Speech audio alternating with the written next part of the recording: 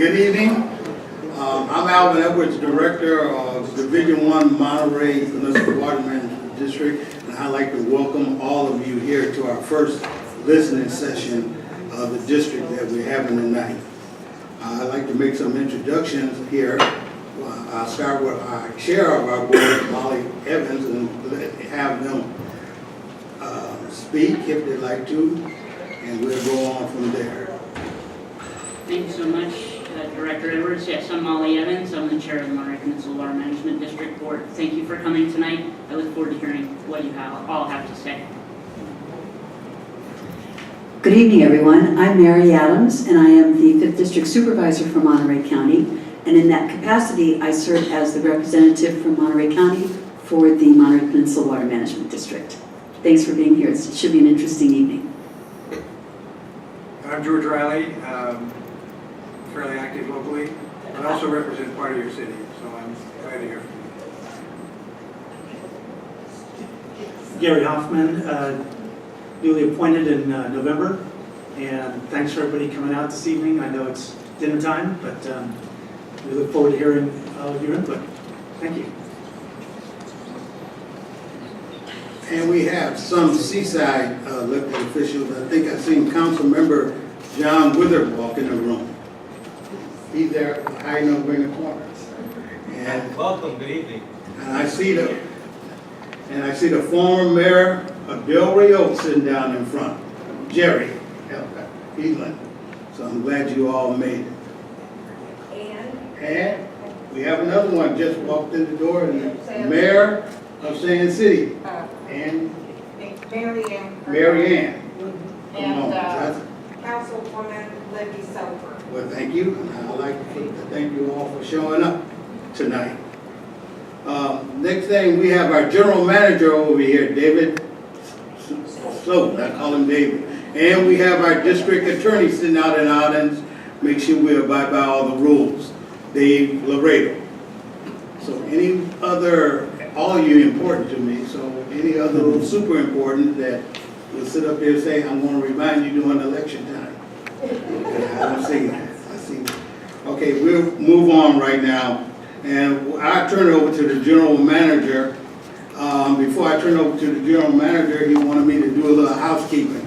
If you have a cell phone, could you please put it on vibrate? And then if you have to take a message, please go outside. And we know where the restrooms are, and everybody's been in here before. So I'm going to turn it over to the general manager so we can move along. And I think you have these papers. You might want to hear his presentation, or you might want to fill them out now.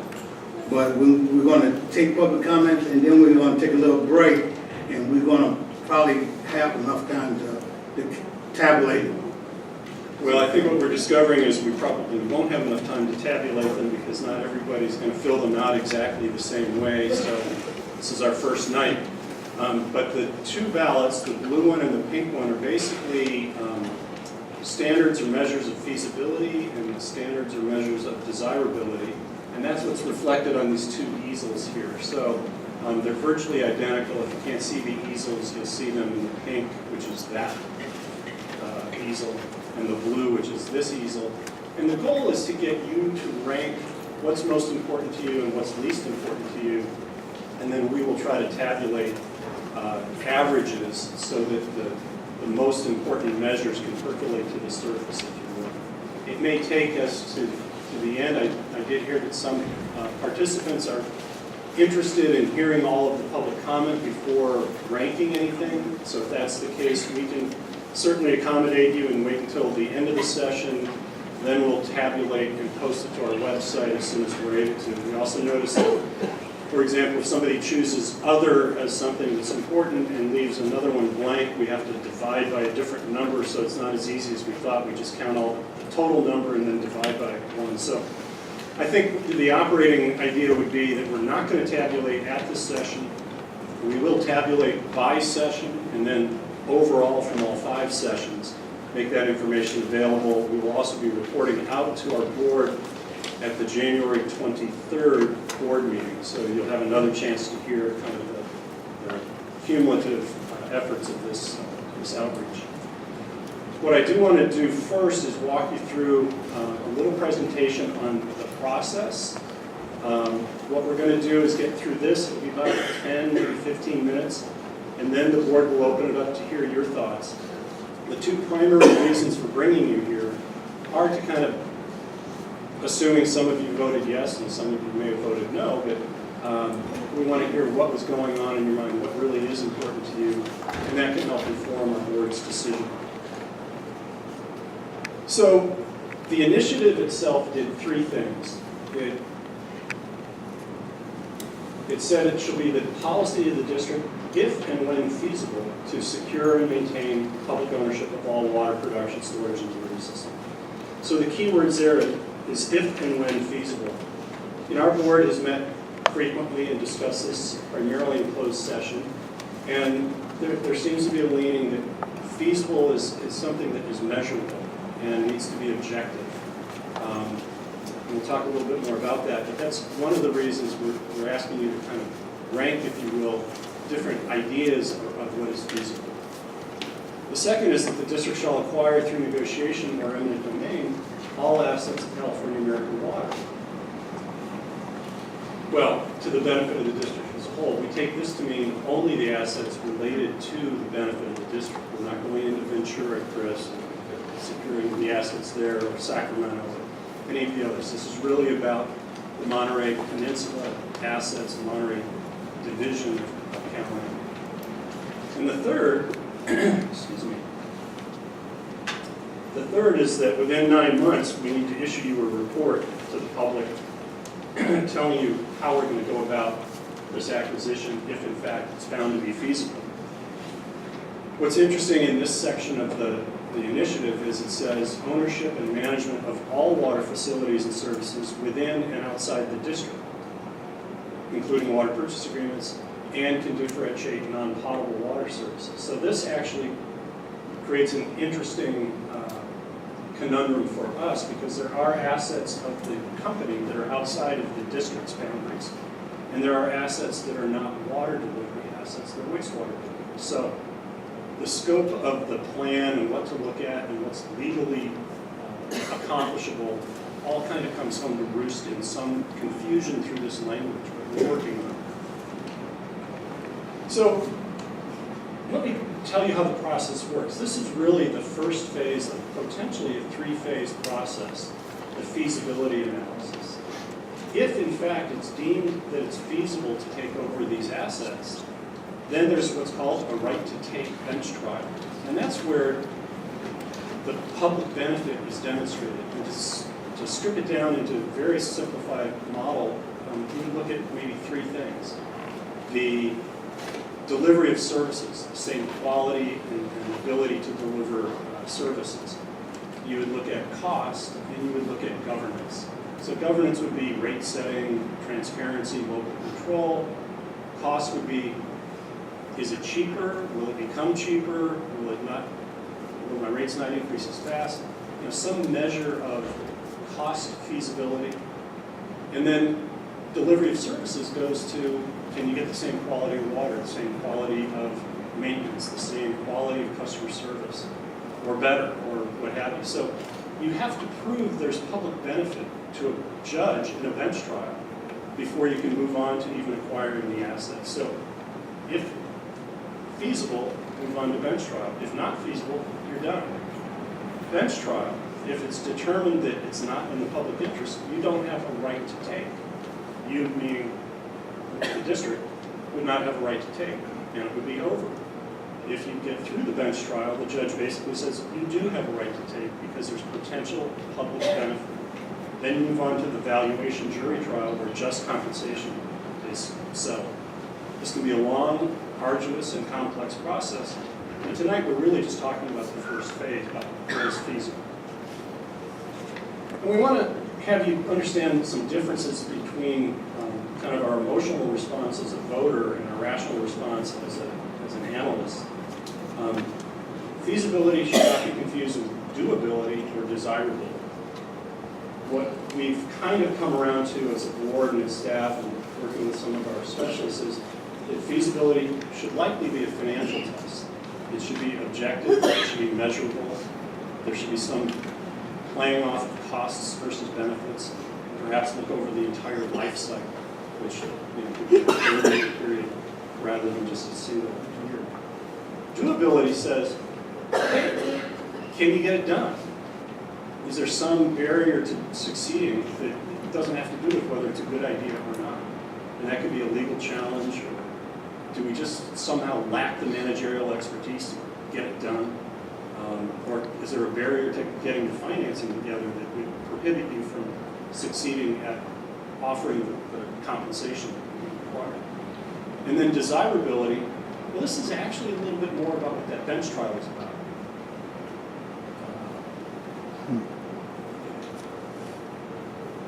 Why do it?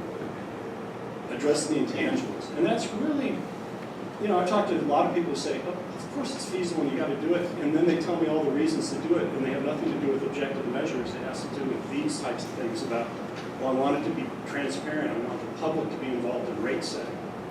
I want the service to be here locally. I want to retain the revenues locally. Well, those are the arguments that get made in the bench trial setting, not so much in the determination, is it feasible? So then we looked at standards of financial feasibility. These are some suggestions. This is your pink sheet, if you will. And some people say, hey, I want savings in the first year and every year thereafter. That, to me, as a ratepayer, would be feasibility. Others have said, if you can just lock my rates in for a while before they start going up again, then obviously it's a better deal because right now I'm getting rate increases every year. Others have said that I might not save in the first year. So all things being equal, if the cost of operations was the same under either ownership, but you could promise me my rates aren't going to go up as fast, then the previous 16 or 17 years of average rate increases, then that would be feasible to me.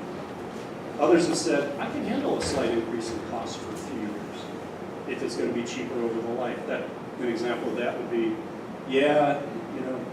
we're buying it, it's going to cost me more for the first 5 years, but it's going to save us all a lot for the next 25 years, and over the lifetime, present value of that, it's a better deal. Then there's others who said, I don't care if there's savings at all until the debt's paid. Just after that, everyone's going to save, and in the meantime, it's going to be under local control. And then finally, all things being equal, if all operating costs are the same, I know future capital projects will be cheaper because public borrowing is cheaper. Well, each of these kind of sequentially moves away from savings immediately and then every year thereafter, but these are the different things we've heard, and there may be others that we'd like to hear about. That people say, that's good enough for me. It's feasible if it meets one of these tests. And so the goal of our board is going to be to come up with 1, 2, or maybe 3 objective measures so that we instruct the feasibility consultant to do a cost of service model operating under different assumptions. We can test it against 1, 2, or 3 objective measures and see whether it passes that threshold. On the desirability or the public benefit for the right to take bench trial, there are different areas that we can look at. Costs, would it lead to lower costs? Rates, would it be simple, local, a public process and easier to understand? Participation, do you as ratepayers get more involvement, have greater accessibility to the people in charge of your water? Is there greater transparency? Leadership, do you have recourse? Is there greater accountability?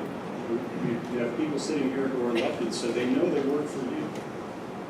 Service, staffing and location of services will be local. Economy, all rates and revenues stay local. That's been important to some people during the campaign. And community values, just simply, will community values be reflected in policy and practices of your water provider at that point? So these are things we also want to hear you talk about. They won't really have an impact unless it's proven to be feasible when we move on to that bench trial phase, nevertheless. So how do we determine financial feasibility? What are we going to be doing with some of your information and all the other information? Well, basically, it's a 3-step process. You do evaluation of the assets, and the approaches to doing so is replacement cost of new, less depreciation. It's a cost-based approach based on the asset package that you put together. There's the income approach, kind of like buying a business, the cap rate or capitalization rate, and you say, okay, what's the cash return to the shareholders worth? If I were buying this business, I'd get that cash over 30 years and discount it to the future. What's that worth today? So it's called the income approach. And then the market approach, kind of the way you buy a house. You look at comparable home sales for comparable homes in your area, and you compare them. That's a tough one for us because here you'd be looking at comparable acquisitions of water systems, and then look at measures like what was the acquisition price as a multiple of the book value of the utility, or what was the cost per connection for those acquisitions, and then how do those numbers compare to our situation? And that would be the market approach. But we're going to try to do all three. That would be in the interest of completeness. And then you can weight those approaches differently. Well, then you convert the value to a debt, public debt, typically a tax-exempt financing secured by the rates. Now in Felton, they had a property tax secured bond. In Ojai, they did what's called a Melrose district, which is a form of taxation. The goal here, and what we'll be working on with our experts, is to try to keep all of the financing within the rate structure so that what you see in the rates is what you get. And then you take that debt and you put it into the cost of service model where you substitute your cost of the asset for the investor-owned utilities, shareholder return, debt cost, income taxes, things that are related to how they finance their capital. But financial feasibility also requires you to recognize that there's other costs. There's transaction costs. So when you do this purchase, you do this bond issue, you've got investment bankers. Just getting there through this process, it's the feasibility stage, the bench trial, the jury trial. There will be legal expenses, consulting expenses. So these are going to be transaction costs that you'll have to add to the purchase price. There's severance damages, which basically says you, the loser of the asset, may be stuck with things that are less economic, for which you need to be compensated, or you may have regulatory assets for which you haven't fully recovered that you need to recover for. These are basically penalties on the acquirer paid to the seller for their economic losses. Those are severance damages. But there's also transition expenses which need to be added. And those are both upfront and recurring. So if, for example, we would have to expand space in order to increase the size of operations, you have to factor that in. A number of folks have said things about, well, employees coming over, you're going to have pension costs. And, the interesting thing there is that we don't pay Social Security, which is 6.25%, which the utility does. And most employees would come in under post-PEPRA, so there's not an immediate bump to the pension cost because now new employees in the government tend to pay a greater share of their own retirement. And then there will be an offset for the retirement that you would have expended before. So balancing of compensation under one scenario where it's the same employees would be looked at. Another scenario may be that those employees aren't going to be available, so we have to look at an operating plan and how you hire and what you have to do at the front end would be a front end cost, and what that new operations looks like would be an ongoing cost that has to be added in. So these are difficult to estimate, but they have to be considered at the front end because that's really the value that you're talking about. And here's just an example of the cost of service comparison. The first bar on the left is actually from an annual report. And if you could see it, which you probably can't, but if you read up from the right-hand side in the legend, the dark blue is debt and equity return. The green is income taxes. The light blue is property taxes. The yellow is general taxes. Then we get into depreciation, which is the gray. There is no purchased water cost here. And then the blue at the top is the O&M expenses. So, for example, in 2017, that's what operations under an investor-owned utility look like. So then the idea is you get rid of the three things at the bottom. Those go away, the debt and equity return, the income taxes, and the property taxes. And you replace it with the public financing, which we've done here. And we just assume, for example purposes, $400 million over 30 years at 4.5%. Well, if you slip that in for the things you've taken out, and the cost comes down, the overall cost of operations, well, and that's a really good measure of feasibility. That's cost savings in the first year, and you would expect that to continue in subsequent years. What we did with the third bar is we said, well, it's entirely possible that in this acquisition, you could reduce the depreciation charges, and you could reduce the O&M expense, maybe with a reduction in overhead to San Diego or New Jersey, or some other operations. So that would create additional savings. And again, it's this cost question of, can you make it a better deal, or at least an indifferent deal for your ratepayers? And I should say that none of these examples are exact. They're meant to kind of show you how the analysis gets done, and none of it includes the desal plant or already expended monies for the desal. Now, I mentioned this in terms of overall cost of service because, which is the revenue requirement for operating a utility, is a good measure of just the total cost. If we reduce the total cost, then that's a pretty easy one to look at. But we get caught up in rates. We want to talk about rates all the time. What's it going to do to my rates? And that's a slippery slope because the rate structure could change. What we have here in Monterey right now is a very steep conservation-inducing 5-tier rate structure for residents. If you were to go to a more normal rate structure, let's just say 3 blocks, not nearly as steep, so that there's no huge penalty in Tier 5 as there is today. Well, if you reduce the blocks, that first block has to capture more of the revenue, which means all ratepayers may see rates go up. So if we were to go through this whole process and then change the rate structure to a more normal-looking rate structure and everybody's rates went up, you blame us and say, well, it was cost of the acquisition. So we need to be very careful about what we're talking about, which is why we're trying to keep it in that cost of service, overall cost of service measure for looking at feasibility.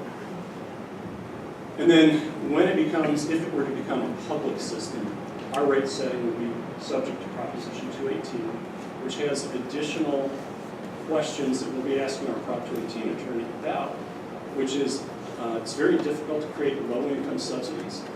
Currently, one of the benefits of investor-owned utility is the low-income ratepayer assistance program in Europe. Well, you can do similar things on the public sector if you've got other sources of revenue, like property tax receipts and permit receipts and so forth, which we do. So chances are we can address that. But Prop 218 makes it very restrictive. Prop 218 also makes it very challenging to do tiered rate structures without demonstrating that there's a reason behind the cost of service for a higher tier. And what we currently have is one form of structure for residential, and then the commercial have divisional based on best management practices. And it's not crystal clear right now that Proposition 218 would allow that to continue. So we're looking into those things. But it's a different universe, and so we need to prepare ourselves for that. And that's primarily the reason we're not coming in and saying, let's look at this and what it's going to do to your rates. We're saying, let's look at operating the system under one form of ownership and the other form of ownership and look at what the differences are. So this chart looks a little bit like the chart we looked at earlier, but these are the types of people or types of consultants that we will be going out to get to do this work. On the valuation side, valuation specialists. One of the benefits we have is in the whole kind of rate analysis industry, the setting of connection charges is based in no small part on replacement costs and new less depreciation and often the income approach.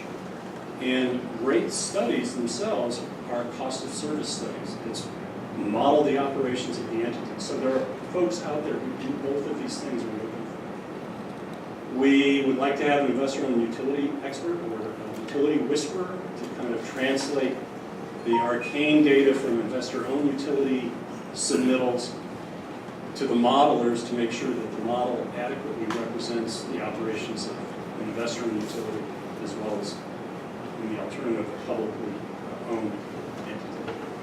We have on board already an eminent domain attorney. They don't really have much work to do until later, but we need their advice up front so that any work done in the feasibility area is defensible if, in fact, it shows that it's feasible to move forward. Converting it to a tax-exempt financing, well, we've got an investment banker targeted. We haven't gotten submittal back from them yet. We have an existing bond counsel, so we'll be able to do an assessment of, is it financeable? Is it doable? One of the interesting things in this whole process, if it's feasible and if it's in the public interest and you have a right to take, and if you have this compensation award by a jury, you have to deliver the proceeds within 30 days of the jury award. Well, then you better have a bond structure that works and is executable as soon as you hear that news, because you got to have those proceeds in hand. And then the cost of service model. You need a cost of service modeler. I mentioned these rate studies that are done for utilities. Those are the types of consultants that do it. Our same investor and utility expert will have a role here. The eminent domain attorney will have a role here. And to address some of those Proposition 218 issues, we do have an attorney that we've worked with before on Prop 218 issues. So it's not one feasibility consultant, it's a team of consultants. The board has looked at names. We're in a position where we will go out to the street this week with requests for proposals, requests for qualifications. And as I mentioned earlier, the cost of service model and evaluation specialist hopefully will be one and the same. And that's where the bulk of the work and the bulk of the expense will be. So our schedule, here we are tonight, and the next 3 nights, and then 1 night next week. As I mentioned, we hope to distribute the RFQs to consultants this week.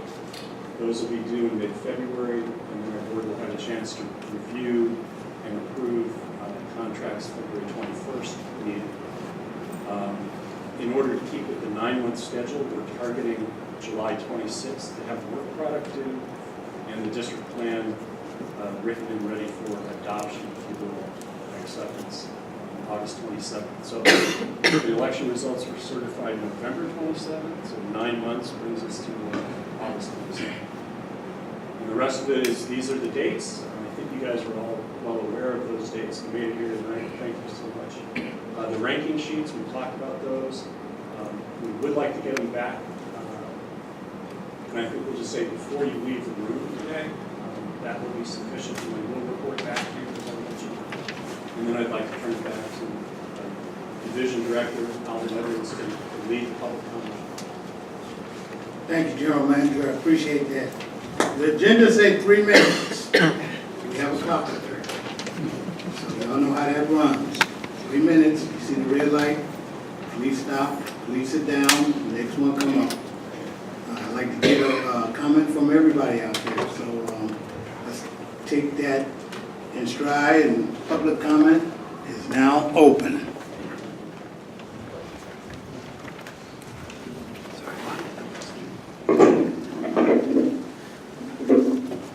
Madam Chair and Directors of the Monterey Peninsula Water Management District, I'm Jerry Edelin. I reside in Delray Oaks. I've got a couple of quick points to make. First, the analysis process we'll be putting together to determine whether it's feasible to buy out Cal-Am must be transparent and fair.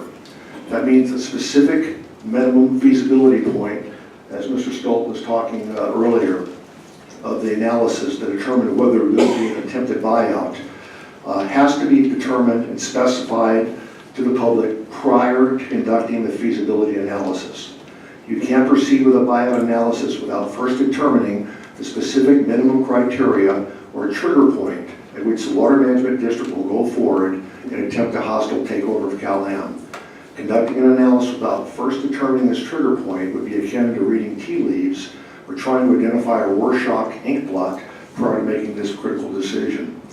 I've spoken with many voters who voted for the ballot measure leading this feasibility study. Almost all of them voted for the study in the hope that it would show that a public buyout of Cal-Am would result in lower water rates. Thus, I would recommend that a consideration for the trigger point would be whether the average water consumer would save money on his or her water bill if the CalAm buyout were to proceed. Again, our residents are looking for fairness and transparency. That means all costs, and Mr. Stolt outlined some additional ones over there earlier. He's a pro in the game without any doubt. They have to be considered and they have to be publicly enumerated. That includes the cost of this feasibility study, all legal costs, all infrastructure buyout costs, and all costs required by the CalAm successor organization startup. And the comparison has to be done fairly. There have been some reports that consumers will be promised reduced water rates, but CalAm buyout costs might be added as either a separate surcharge to the consumer's water bill, or the cost might be added to property tax bills. Either of those situations would, of course, be totally dishonest. My second and last point is I've known Director George Riley for quite some time. He volunteered many hours and was a key figure in helping the Monterey Peninsula Regional Water Authority do their job. He's an honorable man. I would hope and I would expect him to recuse himself from any decisions with regard to this CalAm buyout feasibility study and any subsequent buyout vote. Yes, he resigned from being in charge of public water now. However, he was the engine, the heart, and the soul of that organization. Although he currently doesn't have any official connections, all members of the Water Management District deciding on whether to take this controversial stand one way or the other of buying out CalAm have to be perceived by the public as being totally neutral and operating in the residents' best interests. In essence, they have to be perceived as being pure and Caesar's wife. With Director Riley's recusal, that would in fact be the case. Thank you for your consideration. Good evening, Board. I'm Peter Kaiser from Seaside. I have some comments. Feasibility in the dictionary talks about capable of being done, practicable, but it could be possible but not feasible. So you have to look at that carefully. And also, we need to look carefully about, we don't want you headhunting or trying to search for an appraiser, for instance, that's not really neutral. We want to have appraisers that are going to be really neutral and not like a pro-public water appraiser and attorneys on all of those positions. We want them to be just very excellent in what they're doing, but they're not biased. They have to be neutral. And also, I went to a banker one time when they were talking about a buyout or the cost for the desal plant, and she went on to her little banker calculator for a $400 million desal plant. And after you have 30 years and you have interest and all that, she said it'd be $1 billion for the whole desal plant after you pay for the 30 years of interest and principal. So if we add the desal plant to this package, which apparently has gone through some hoops already, and you maybe call the current value of the program $800 million, I think CalAm says it's worth $1 billion already, so we have to be very careful what we're doing here. And let's say if it's $400 million or $1 billion, and we break it down by 40,000 ratepayers, I think that comes to something like, at 5%, it's $25,000.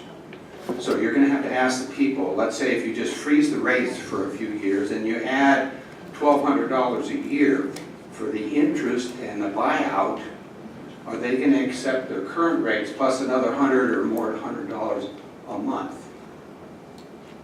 And by the way, I thought Measure J, with all due respect, and I go to a lot of these meetings, was inappropriately written. There should have been two parts. First, you vote and pay for the ratepayers for the feasibility study. Then you have a second vote. Let's say if it's going to cost us $40,000 or $25,000 per household, we get to vote on that. So out of due respect, whatever decision is made, we want to have the voters decide if they think it's feasible in their budget to pay another $1,200 a year for 30 years. Without due respect, not just you. We get to decide if we're going to pay for it. Now, if you were going to pay for it personally, you can make the decision. If you're going to pay the $1 billion.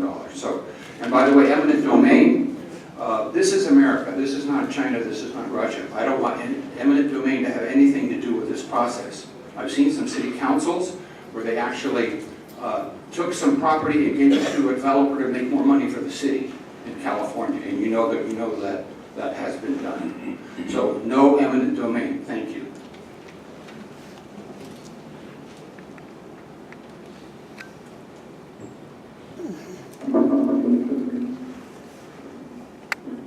Good evening all. Gary Garcia, I'm a Monterey resident and also here this evening representing the Coalition of Peninsula Businesses. Some questions that need to be addressed, and this is the first night, so I'm not expecting to hear answers. I just would like to put a couple of questions out there that need to be part of the mix of how this decision and process is going to move forward. And one question is, what are the key feasibility assumptions?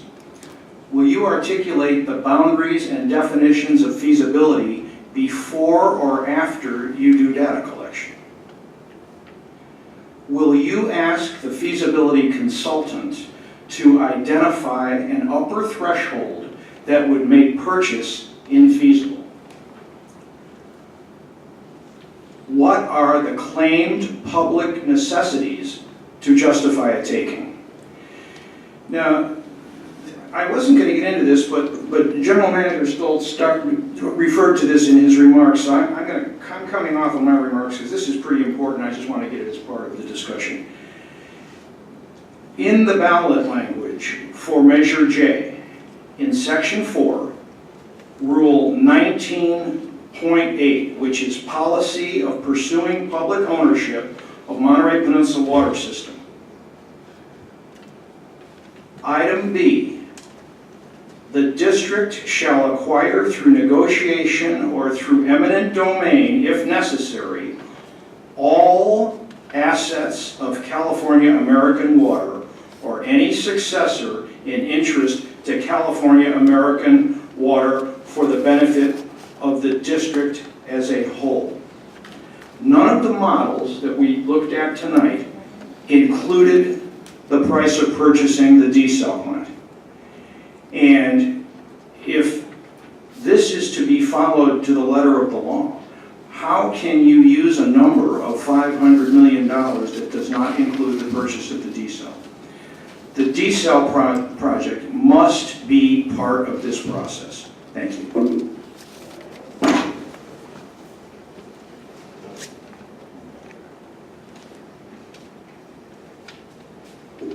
Hello, Marion Carbone, and I just had a couple of, comments. With feasibility, what role will the public have in developing the parameters of feasibility? These don't have to be answered tonight. If the board determines that condemnation is feasible, will the analysis of feasibility be a public document? And if not, what are your Brown Act safe harbors to justify not allowing public review? And will you share a statement of the risk and cost associated with the proposed condemnation with the public before going forward with the condemnation process? And will you provide the public the opportunity to vote on whether to go forward with condemnation after you had shared the cost and risk of doing so? Under legal questions, one was just asked, the person who just spoke, but how do you differentiate your claims of necessity as compared to claims used by Claremont? And with finance, you indicated previously that you have had reserve funds to pay for the feasibility study. How large are those reserves, and where did the revenue that created these reserves come from? And if you lose the bench trial regarding public necessity, Where will you obtain the funds to pay for the associated legal fees of the trial that you incur, as well as Cal-Am's attorney fees? Is my 3 minutes almost up? Oh, I'm still in there. I can breathe. And then, assuming after the jury assigns a value and the board decides to go forward with condemnation, will the public be allowed to vote on that acquisition project? Thank you. Thank you.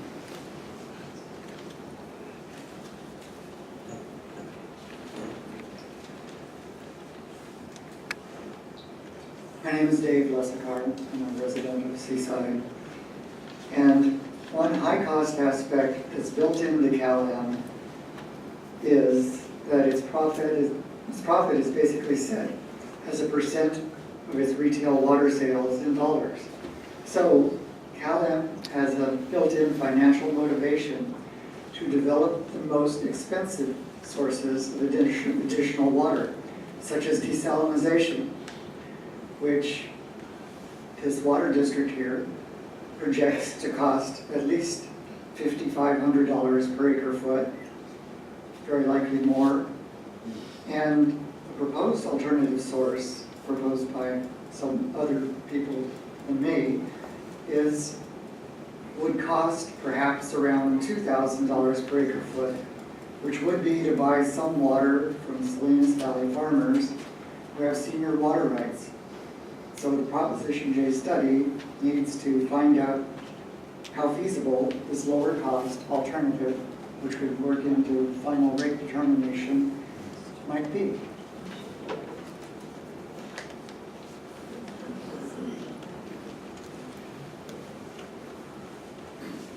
Good evening. My name is Barbara Moore. I'm a local homeowner. I've been a Cal-Am ratepayer for over 13 years now. Just a couple of major points. One of those in response to what your general manager said, which is, I think that feasibility, financial feasibility, is also affected by your ultimate goal. In other words, if you really want something you think is really important, you may be willing to pay more for it than if it's not very important. I personally think that public ownership is extremely important. I think a lot of voters do too. You've seen what the votes are now. So I think when you're looking at the financial feasibility, that's one of the things you have to consider. You've talked about this evening already some of the advantages of public ownership, local control, retaining profits here locally, having a board which is elected by local voters. You have some access to them. We have no real meaningful access or input to a private utility. So all those are some factors. But I really think it's important that when you're looking at this issue, you keep in mind what the ultimate outcome will be. And I think that will have some impact on how you evaluate these numbers and what you think is feasible. Thank you.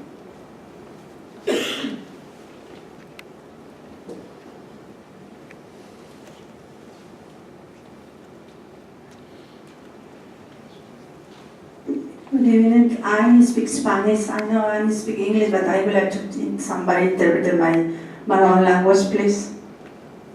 It's my Rani. I'm sorry, we do not have an interpreter. I need, but okay. I'm trying to speak in English, okay? It's my first time to speak English and representative governments. And I reside in Salinas, California, and I always involved in my community. And you talk about the water. And when I take classes in Harvard College. What is your name? Rosa Espinosa. I'm sorry. Rosa Espinosa is my name. And I then here in America because the human trafficking introduced me here and put me in slave prostitution. But that's the reason why I always to protect my community, and this is important because the water, when they go inside the human, I'm human, I don't know you, possible you're not, because when you are human, I think that you're thinking about all people here, because citizens are healthy. You mentioned about the Ballots, what is your value here? That is important, and the water is the most important for you surviving for more than 100 years, because you are not possible 40 years. Is my expectation for your country. And The value is the price of the water the resident pay. You think is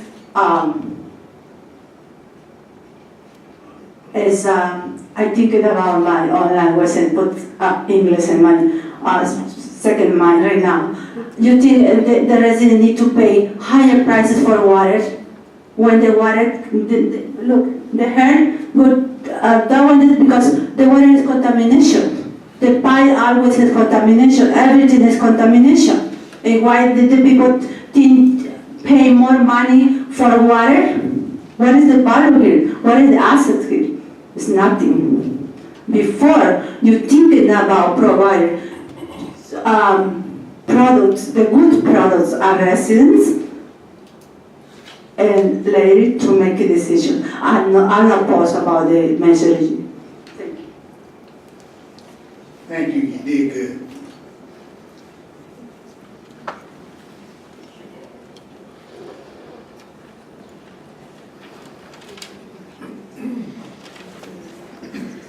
Madam Chair and members of the board of the Monterey Peninsula Water Management District. I'm Chris Esser, resident of Seaside, and I'm here to deliver a warning. Given the rapacious history of the California American Water Company, they will do everything in their power to inflate the purchase price such that a public buyout will become infeasible, including, for instance, attempting to build a desal plant while still litigation with the city of Marina is still proceeding. And they may even develop a sudden interest in stopping all those leakages in their aging pipe infrastructure, and thus enabling the spending of even more millions of dollars to upgrade their pipes. Of course, those millions of dollars would go to the highest bidder. This is madness. Please do not be timid in using the power of injunction to stop such inflationary madness. Thank you for your kind consideration.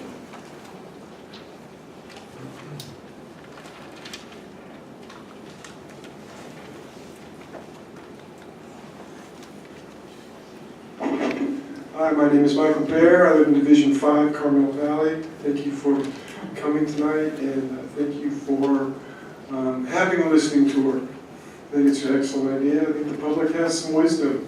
So by gathering all the ideas, you guys will make better decisions. So I have 2 questions about the feasibility study and 1 comment about the benefits of public ownership to the community. So my first question is about the feasibility study. Even if they build it, does the Water Management District legally have to buy the desal plant because it is outside of your jurisdiction? The second is, what are all the different ways that you can assess the value of Callahan? And I think I'm asking that you open up to the public, like, okay, so here's all the different ways in like an eminent domain proceeding that they value the utility.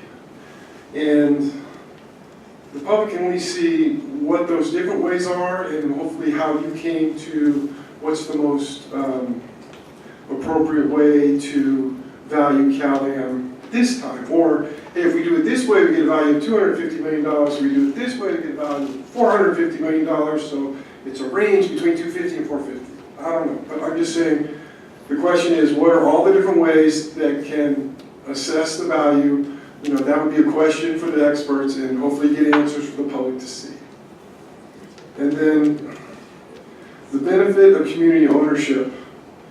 I can answer that question in 3 words. No more CPUC.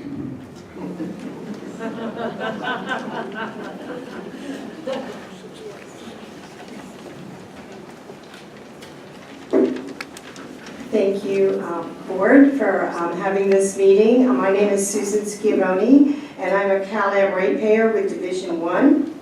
I'm also a Public Water Now volunteer who has volunteered to comment officially on behalf of the 3,500 members of Public Water Now. We have the most expensive water in the country. Our costs are more than 3 times the average public-owned water in California. Public Water Now would like to see a reduction of water costs. While we think savings of any amount over time makes a public buyout feasible, our research from CPUC financial information tells us Caliam's annual profit and corporate taxes of approximately $19 million should cover the purchase price and also lower the cost to customers. Publicly owned water systems are more affordable because there are no profits, no taxes, and overhead is reduced. These factors, plus the ability to finance new water projects and debt at significantly reduced interest rates, all contribute to the financial feasibility of a buyout. In addition, more cost-effective solutions are possible without the profit motive. The feasibility analysis should look at savings or cost increases over time compared to the cost of staying with Cal-Am. Cal-Am has taken financial risks, resulting in $34 million of unnecessary costs from failed projects. And now they face legal challenges on their proposed desal project over water rights. We expect a more financially responsible approach that avoids costly environmental damage.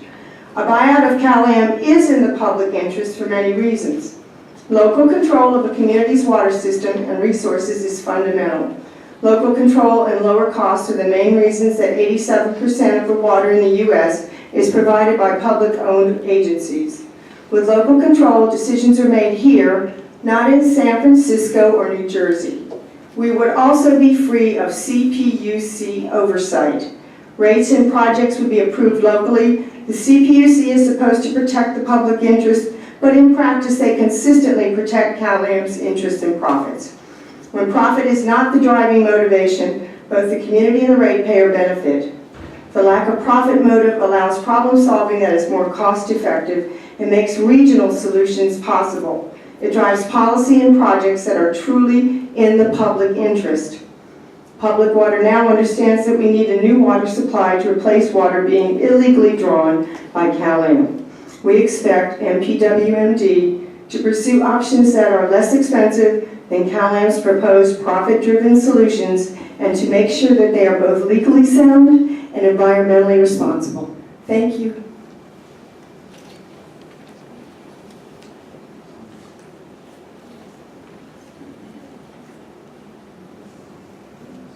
Public comment still open. Now let me hit the gavel. So come on down. Got a little time. Come on down, line up, and come on down.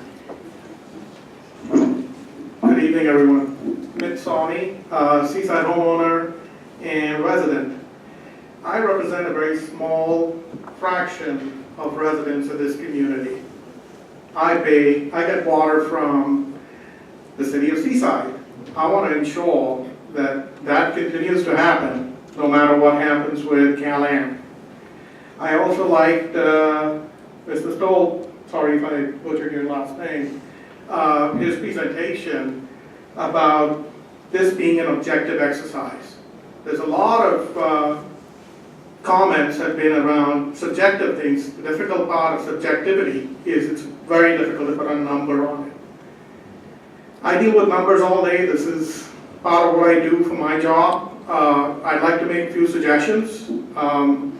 We all talk about the desal project or the desal plant. The numbers that are being thrown out, if you do your own research just on Google, they just seem exorbitant. I really appreciate the comments the gentleman made about putting a stop or an injunction on any additional capital expenditure by Cal-Am while this exercise occurs. I also encourage you to go back 5 or 10 years and look at any executive compensation, contracts that they may have. A lot of these contracts have, huge payouts in them, and those do impact valuation. I worked as a consultant and done valuations 20 years ago.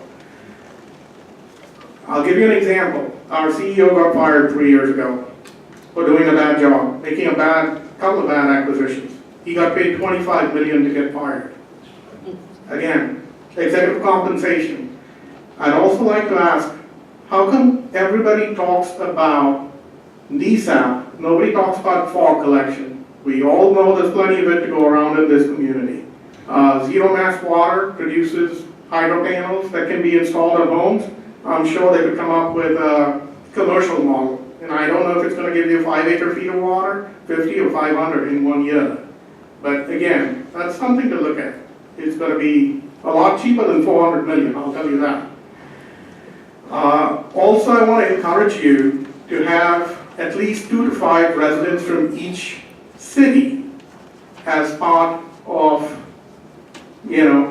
the feasibility study. People that have either done this before, not necessarily for water, but anything else. I believe that 5 people making a decision, again, and if this was going to a second vote, it was different after you guys had, done your valuation and feasibility study, which has to be a financial feasibility study. But I believe that the residents need more representation. If you pick 5 people from each town that is going to be impacted by this acquisition, there will be more trust in the public that you're making a good decision. Ideally, this should have gone to a second vote, but failing that, that's one of my suggestions. I see my time is up, but I'm available for further comment, as Mr. Edwards knows. Thank you. Thank you, sir.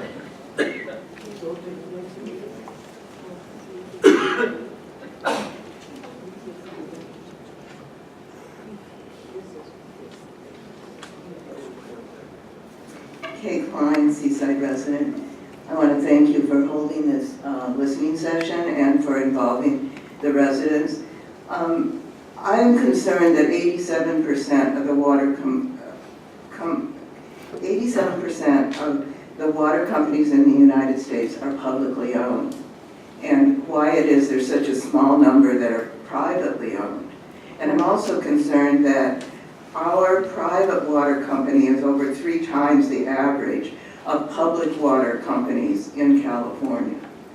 So given that 59% of the voters in Seaside voted for the feasibility study, I hope that this can be carefully done and that we can see the comparison. And I've also attended a lot of CPUC meetings, and it really does seem that they favor Cal-Am, and that even though they have a ratepayer advocate there, that they don't listen very much to ratepayer advocates.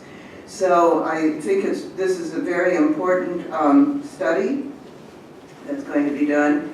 And looking at the desal project, it looks to me like it's down the road a long ways with what's being litigated by Marina, and that there's a lot of harm that could be done to Marina if that desal plant goes forward. And we already have pure water, which is going to provide some water for us for the short term. So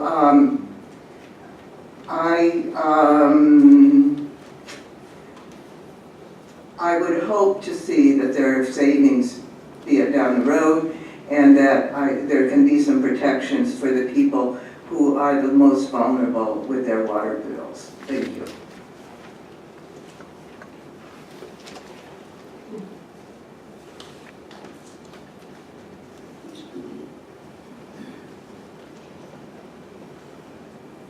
Good evening. I'd like to thank the district for providing us this opportunity to provide some public input. Pick your mic up, yes. There you go. Okay. My name is Michael Lurch. Full disclosure, I manage energy and utilities for Cal State Monterey Bay. Represent them on the Wastewater Oversight Committee. But this evening I'm here as a Seaside homeowner. A couple of comments on what I've heard tonight. Speaking of what the general manager said about valuation, if it's financially feasible, a buyout price is going to be key, and arriving at that buyout price is going to be a long and contentious process. And if it isn't, it probably means that the ratepayers are paying too much. So in that approach, I would think that the replacement cost new less depreciation would be a far better approach than looking at their revenue approach, which would lock in their profits over the long term. Looking at a longer perspective, I would say that when all is said and done, the long-term cost of receiving water service is tied to the competence and motivations of those charged with managing the system. In a public system, the ratepayers keep paying, but can vote for change if desired. In a shareholder system, the ratepayers can only keep paying. And last comment on Prop 218, which the general manager mentioned. One part he didn't mention, Prop 218, is if there's a rate increase proposed and 50% of the ratepayers don't. 50% don't object, the rate goes through. If more than 50% object, it doesn't go through. And that's another aspect of governance. Thank you. Thank you.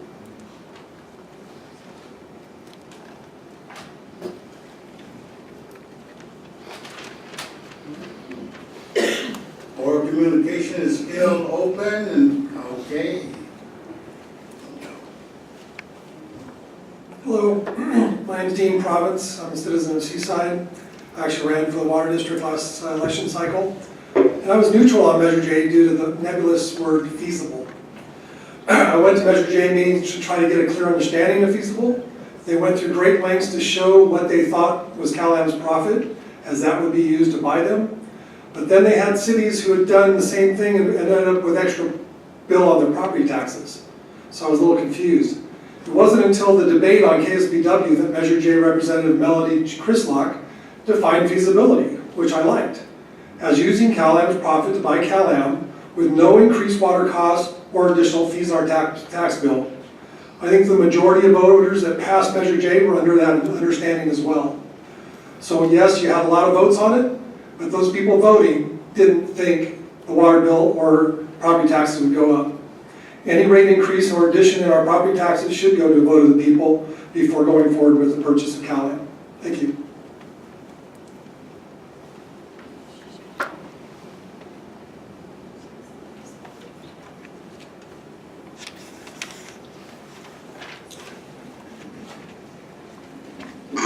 Good evening, Chair and Directors. My name is Jody Hansen. I'm the President and CEO of the Monterey Peninsula Chamber of Commerce. We are a member of the Peninsula Coalition of Peninsula Businesses, and we do support Gary Garcia's earlier comments about we need to keep the desal project in. If the Water Board determines it is feasible to purchase CalAM's assets through a condemnation process, it still must protect the Monterey Peninsula Regional Water Supply Project in order to ensure delivery of approved sustainable water supply portfolio, which depends on a desal plant. Without the desal project, there is no sustainability in times of drought. That's why we have a portfolio. And the water moratorium that has been in place for over 10 years will not be lifted.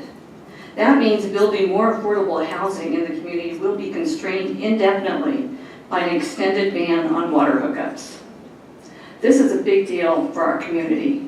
We need more affordable housing, and we also have a business community that's very concerned about, in this feasibility process, that you do no harm to the water supply project. We need the water to flow again to ensure the future of our community's economic health.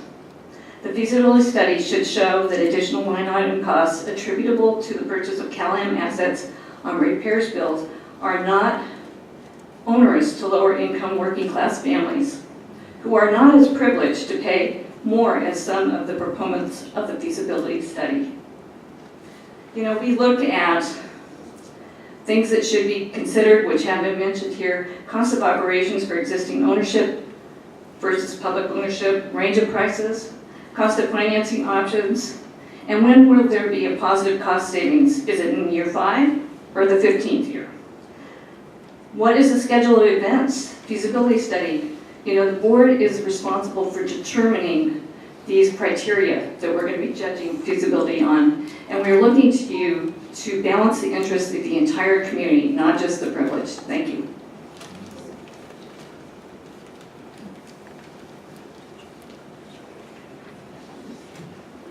Good evening. Hi, my name is John Tilley. Thank you for letting me speak. And Chairman, board members. I am a ratepayer and I'm a citizen of Urban Pacific Road. I think one thing to remember, as was just mentioned, is that the cease and desist order was incredibly important and is black and white. We have to come off the Carmel River. And as such, we're losing that free water that we've had for many years, replacing it with systems that would generate water, be it recycled water or be it the desal plant. The recycled water is cheaper. It's always been considered an important part of the portfolio of water project, and it's something that I'm very supportive of. I'm also very supportive of the desal plant. The thing that worries me most about the recycled water is, as was mentioned earlier, that it's water that's being purchased from Salinas. And when you're purchasing something, you have a contract to purchase it. Contracts have expiration dates. You don't really control that water. You're asking Salinas if they've been nice enough to sell you water. They've agreed to it. They've also said in the future, we're not going to give you any more water. So the desal plant, on the other hand, is a sustainable water source.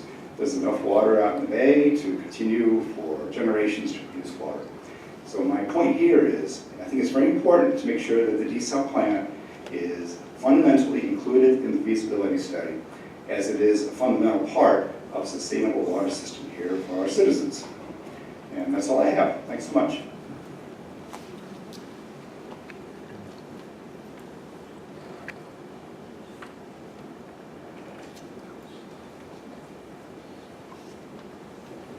Or communication still open, going once.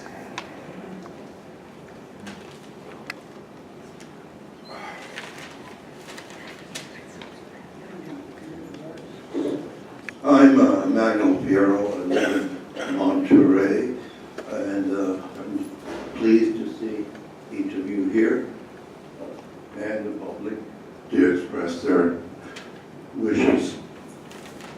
I express my thanks to the 55.8% of the ratepayers who were not influenced by the 2.1 campaign against what is happening tonight.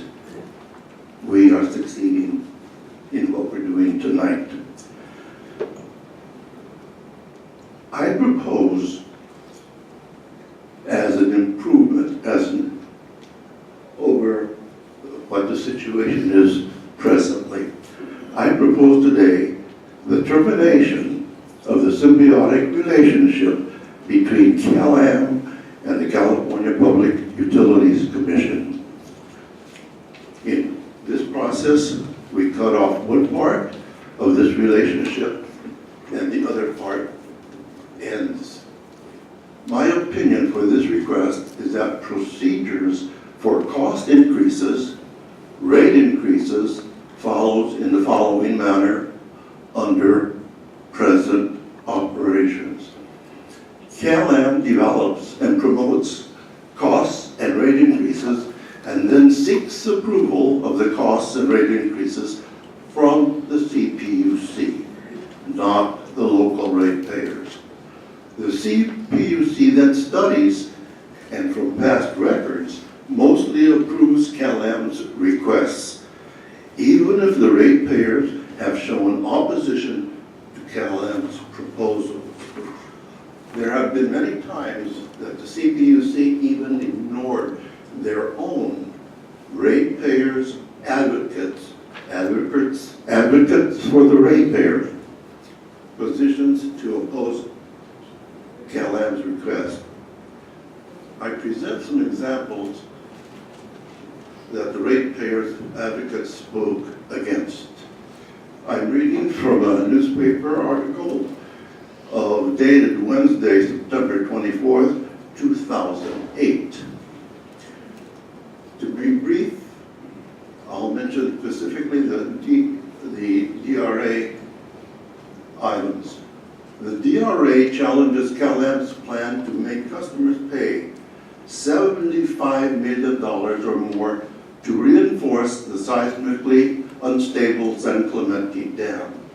In addition, the DRA says customers should not have to pay CalAm's cost for the Sand City desal plant, that CalAm should form a task force to address widespread dissatisfaction by the customers, and that the company's rate hike request is so riddled with inconsistencies and inaccuracies that customers would be required to pay for unnecessary costs. Sir, I'm gonna have to cut you off. The ratepayers advocate spoke about the rate shock that would occur against the rate increase. I have here tonight a full page ad. Excuse me, sir. Your time is up. Thank you. You must have been hearing me. I'm trying not to hear.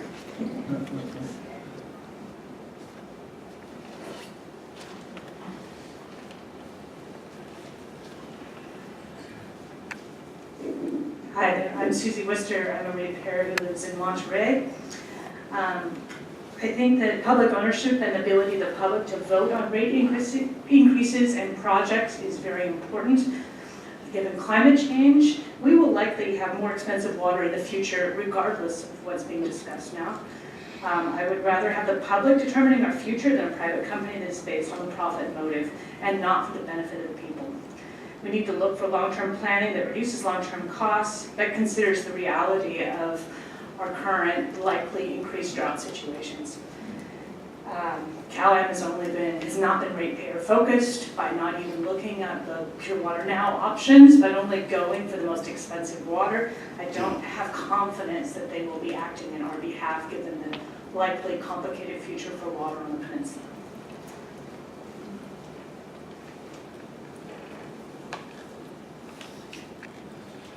Well, communication is still open, going twice. It's told. Thank you. I strongly encourage you to leave a pink and a blue sheet near either door on your way out, and we will compile those. Thank you very much. And I'd like to thank Mayor Oglesby for being here, and Mayor Pro Tem Chaco was here, and I'd like to thank you all for being here. Be close.